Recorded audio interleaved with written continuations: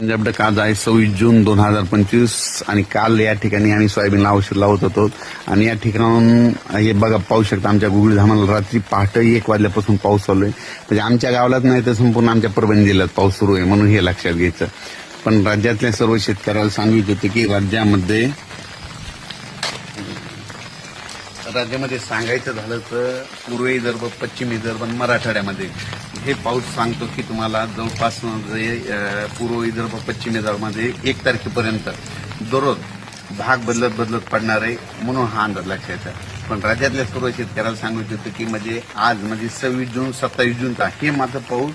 सर्वदूर राहणार. म्हणजे परभणी जिल्ह्यात राहणार आहे, नांदेड जिल्ह्यात राहणार आहे, हिंगोलीकडे राहणार आहे,